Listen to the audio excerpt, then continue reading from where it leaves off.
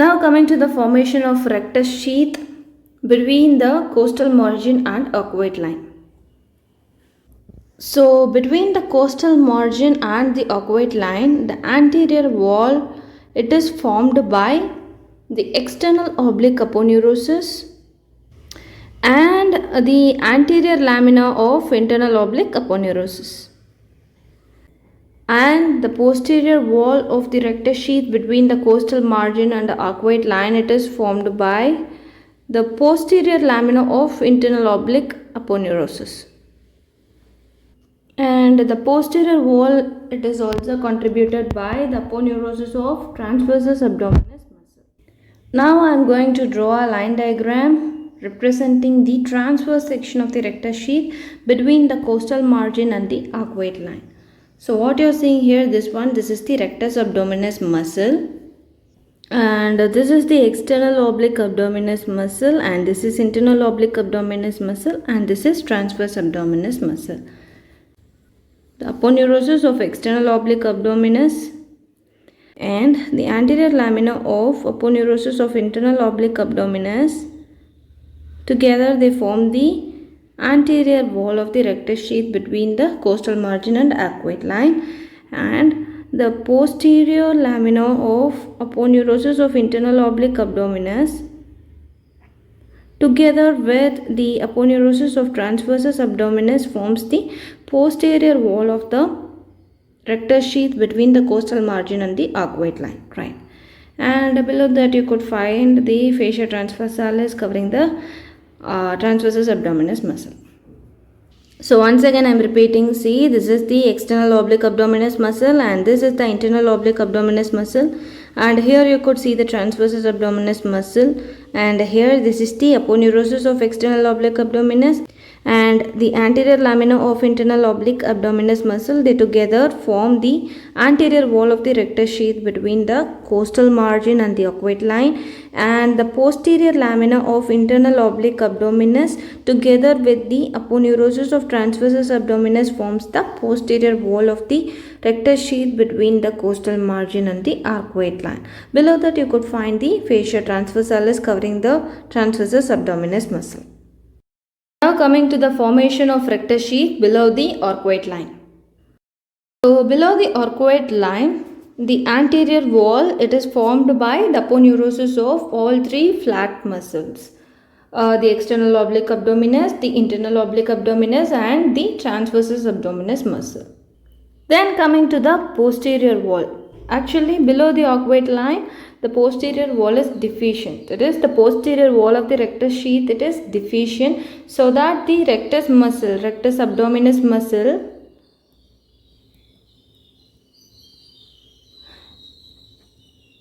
it just rests on the fascia transversalis.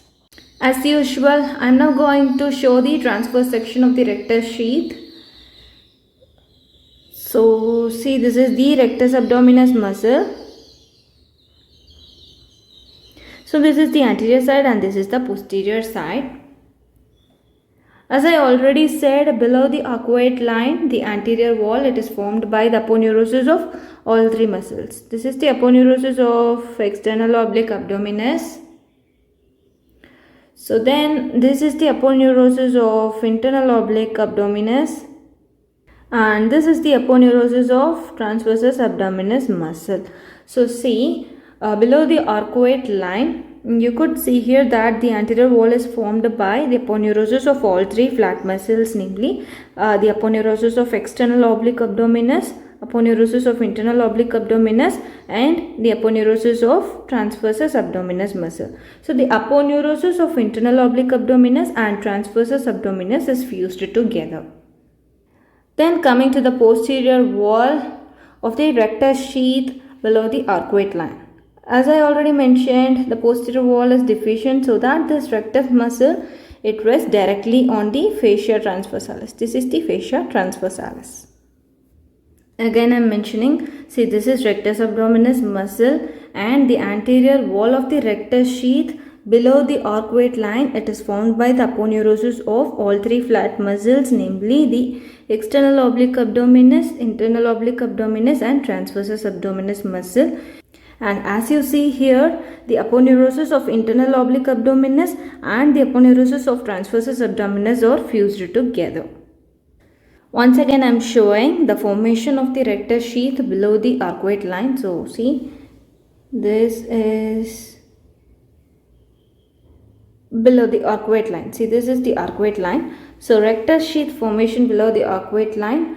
Anterior wall, it is formed by the aponeurosis of all three flat muscles, namely external oblique abdominis, internal oblique abdominis and transversus abdominis, and posteriorly this rectus sheath is deficient, so that this rectus abdominis muscle, it rests directly on the fascia transversalis.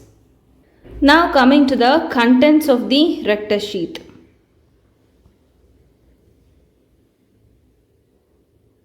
So contents, first one is muscles, namely the rectus abdominis and the pramedialis muscle if present. Then next one is the arteries. The arteries are superior epigastric artery,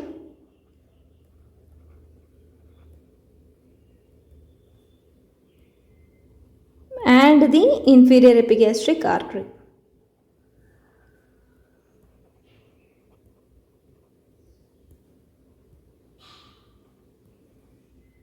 And the next content is the veins.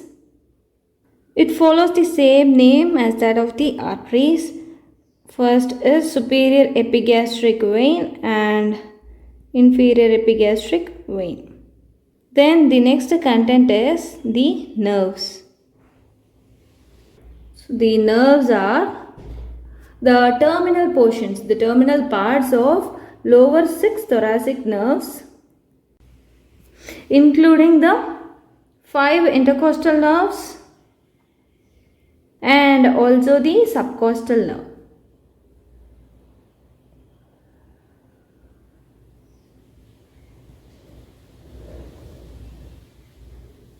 So once again I am repeating the contents. The contents are the muscles, arteries, veins and nerves.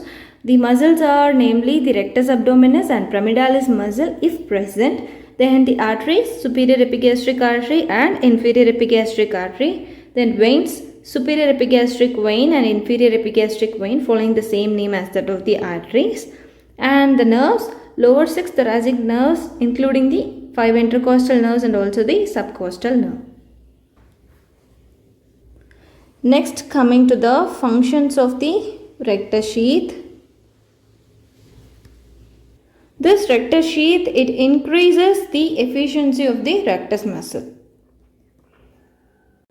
And this rectus sheath, it also maintains the strength of the anterior abdominal wall. Once again, I am repeating the functions. So, it increases the efficacy of the rectus muscle and it also helps in maintaining the strength of the anterior abdominal wall.